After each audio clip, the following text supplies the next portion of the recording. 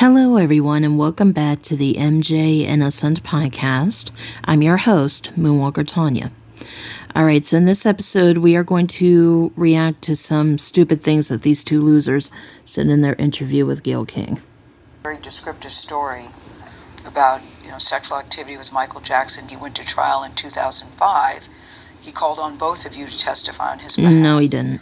And Wade, you did. You got on the stand and you testified on his behalf and vehemently denied that any sexual activity had taken place. Only Wade testified. Why did you do that? Yeah, well, the training, Michael's training of me to testify began the first night that he started abusing me. In the sense that, as I told you, that right away after the first kind of experience of sexual abuse, he started telling me that if anybody else ever finds out, we'll both go to jail. Both of our lives will be over. First of all, that should be a red flag on its own. So, I cannot believe I had to say this, but pretty much common sense is dead these days. So, if someone ever does say to you that if you tell anyone what we're doing, we'll go to jail. Newsflash, that means what you're doing is bad. It's not love. It's not how you show your love. Trust me. Even though I was 15, almost 16 with the situation with Danny, and I was 17 when my teacher sexually harassed me, I didn't know anything about sex, and they didn't say, if you tell anyone, we'll go to jail. Like, that was going to stop me. Nothing would have stopped me, and nothing did stop me. We can't tell other people, this is what Michael would say, because other people are ignorant. They just wouldn't understand that this is how we show our love. No. Right? Why did you want to protect him? You loved him. Because I loved him. And thanks for giving him the info, Gayle. Was an unfathomable thought for me that would just terrified me. And so I was going to do anything I could do to protect my friend. They credit your testimony in part for Michael's acquittal. You were called really a star witness. You withstood a blistering cross-examination. Yeah. On some level, do you... And also, I just want to make it very clear that Scott Ross talked about how Wade was called as the star witness. Even Scott said, we didn't need Wade. If he didn't want to testify, no one forced him. We had plenty of other witnesses we would have called, so we did not need him. So, Wade, you need to stop acting like your testimony was the only thing that saved him. Because Macaulay Culkin destroyed the prosecution on his own. So, you're not that powerful like you think you are. Feel guilty about that now? Because another person who was making allegations... Michael Jackson was acquitted of what he was accused of doing to him. Right. Do you think about that, or did you think about it? Yeah, I do think about that. I have, and I do. Gosh, I wish it was different. I wish that I was ready. I wish that I could have helped Gavin Arvizo receive some justice and some validation. And yet, Gavin and Jordan want nothing to do with what you two are doing. For what happened to him, it was just like what happened to me and just like what happened to James. Nothing. And I wish that I could have played a role in, at that point, stopping Michael from abusing however many other kids he did after that. Actually, you both had multiple opportunities. You both had the opportunity in 93, when you were 11 and James was 15. You had an opportunity in 2005. Now, even though James didn't testify, even though he lied, saying that Michael and his lawyers were constantly calling him, threatening him to testify James even said they were doing that even towards the end of the trial, when in reality, James was eliminated as a possible witness by the judge long before the trial even started. And also, Wade tried to say that the defense tried to force him to testify by giving him a subpoena. Well, actually, the subpoena came from the prosecution. You know, the Tom Sneddon who falsified evidence during the '05 trial because he was so desperate. Yeah. Yeah, you're both admitting to us that you did lie in the past. The They're Jackson lying now. family and Jackson fans, as you know, are adamantly defending him. Which is the right thing to do. Saying that you all are admitted liars. Mm-hmm. You're trying to exploit him. He's no longer with us. You're just opportunistic and trying to get money. Yes. From the estate and from Michael Jackson. Yes. What do you all say to that? It's an old argument that they've used for many, every time they come out with that. They say it's just about the money. It is. For me, the lawsuit was about fighting back for little James. Nobody fought for me as a kid, but I'm old enough now to fight for myself. You were old enough even back then. So win or lose, that doesn't matter. What matters is fighting. And so that's part of my process, my healing. Okay, so you lose 3 times, but you're still trying to get money. Okay. Yeah. If you lost the third time, you might want to give up after that. But at least when the trial finally does start, you won't be able to ask for extension after extension after extension like you two did for 10 years. That's why it's been dragging for so long. Process. I understand why that's hard for people to get, because it's really complex emotionally, psychologically. The way that this has evolved for me, after I fell apart emotionally in an explicit way with a couple of nervous breakdowns. Financial breakdowns. To me disclosing the abuse for the first time to my therapist. Once I began talking about it after 22 years of silence. You were not silenced. It initiated this kind of everything I'd been holding down for 22 years started coming out of me, right? This emotional and mental and physical upheaval. And then some point in that healing process, I would say, I don't know, maybe 9 months or so in, what started arising in me was this question first: how can I take this thing that happened to me, Michael abusing me, this horrible thing that happened to me, that shouldn't have happened to me, that shouldn't happen to any kid, but it did. Take a polygraph. It now, right? How can I take this bad thing and try and turn it into something good for other people and for myself? So from that question arose this desire, how could I tell the truth? And where? On what platform? When I hear you, and you both are saying very similar things, that you want to help others, that you want to shine a light, and it sounds very noble. So there is still a potential of getting. Okay, so first, to anyone who doesn't know, between the years of 2013 to 2019, Wade had one charity at one time, but the only thing he did for that charity was create a Facebook page. He did absolutely nothing with that charity after that, first of all. And then after the mockumentary, that's when he created his second charity, which originally was called the Robson Family Fund, but then he had to change the name because people were like,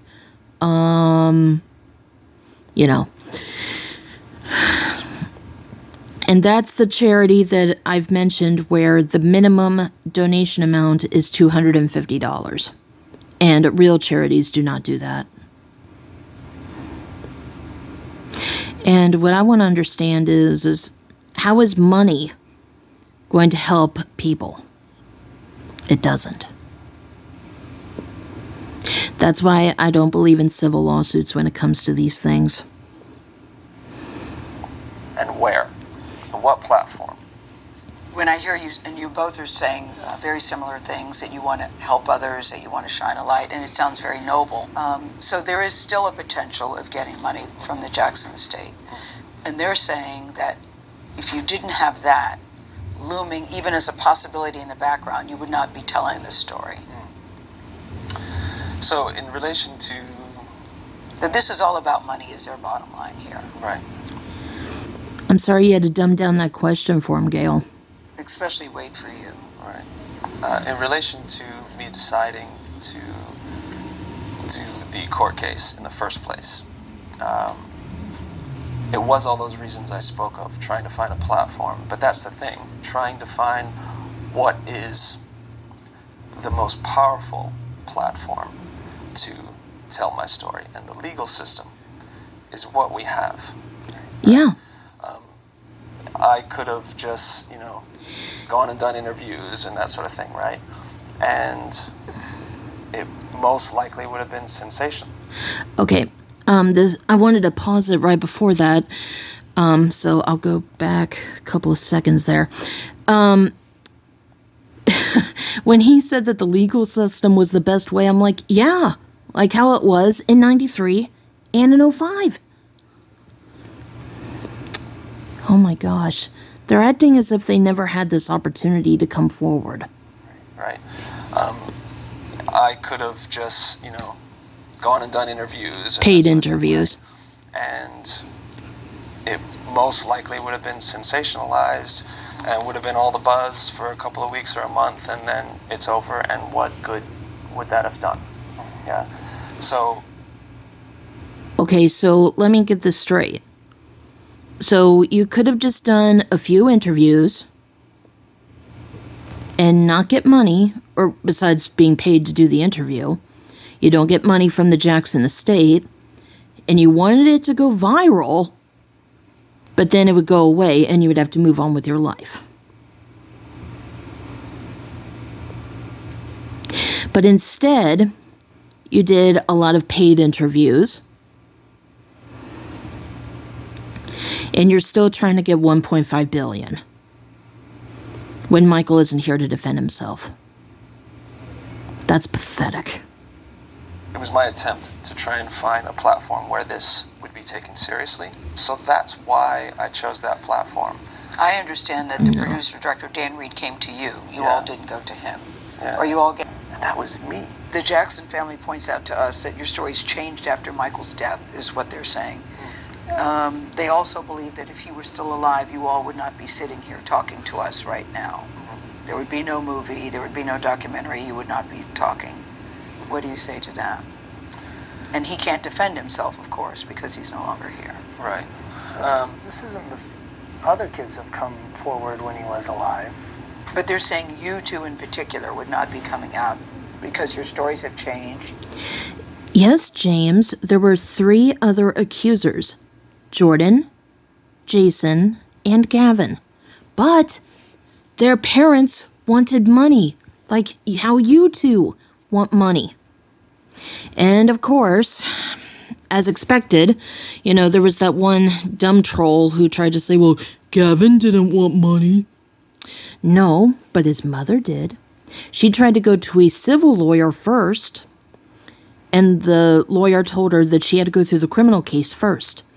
Now, what was it that caused the law to be changed? Oh, that's right. The 94 settlement. Because in 93, the judge stupidly allowed the civil case to go first when there wasn't even a conviction. And then, after that settlement, the law was changed where the criminal case has to go first. Put the pieces together, people. Defended him, and now you're telling a different story, and that if you were alive, you would not be doing that. Yeah, first of all, it's hard to speculate. If Michael was still alive and all of the other rest of the details of my life were the same, meaning I became a father, right? And I went through the same process that I did of this realization and going through the healing process. My belief is that we'd still be doing this. Of course, the details may be different, but what it would be now in the court case would have been about sending Michael to jail. James? I don't know. Would I have taken this to my grave? I certainly planned on doing that. Yeah. So, in the documentary, you said you planned on taking it to your grave. Right, so I had no expectations of ever telling anyone. So, if he was still alive, yeah, I don't know. Maybe I would have taken it to my grave. I think it's interesting how Wade said, well, some details would have been different, but he doesn't give one damn example. Well, let me put it to you this way. Before Michael died and Wade destroyed his career because he couldn't keep it in his pants, he was constantly begging Michael to help him find work. So if Michael was still alive, Wade would be begging him to help him find work. And then if that didn't work, he most likely would have falsely accused him, but then the lawyer would tell him, well, you have to go through the criminal case first, and Wade would be like, never mind. But then, as far as James, I mean, let me get this straight, James. So, you just said that if Michael was still alive, you would take your allegations to your grave. Which means you would allow Michael to abuse other kids if he was a child molester. You would do nothing to stop it, but since Michael isn't here, he can't defend himself, and there isn't a law in the U.S. to protect the dead, so you can literally say anything you want without being sued for defamation, you're going to come forward and only ask for money because that's the only option that you have. When your family business was sued for a lot of money in 2013 because you refused to pay back your investors, like how your parents refused to pay Michael back when he gave you that house loan. I'm not stupid, Wade and James. My supporters are not stupid. Your supporters are stupid. But I'm not falling for this crap. Like I've said many times before, and I'm going to keep saying it, and I don't care what anyone has to say. If you want us to put any doubt on Michael's innocence, then you need to take a polygraph test and have a physical because, Wade, you claimed you were penetrated. Well, prove it. I'm not going to believe you just because you're saying it now when you can't be sued for defamation.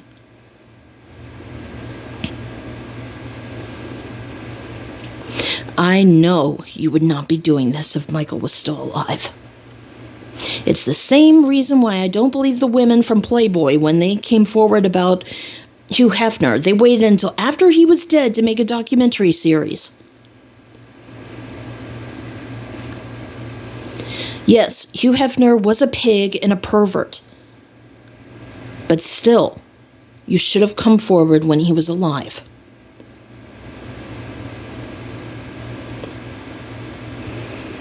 So, you have to give us a reason to give you at least not even 10% of support. And that is why I believe that Michael is 100% innocent until Wade and James give me a reason to think otherwise. And they haven't done it. All right. So let me know what you guys think about this, and I will see you in the comments. If you love my content, please consider liking the video and subscribing to the channel.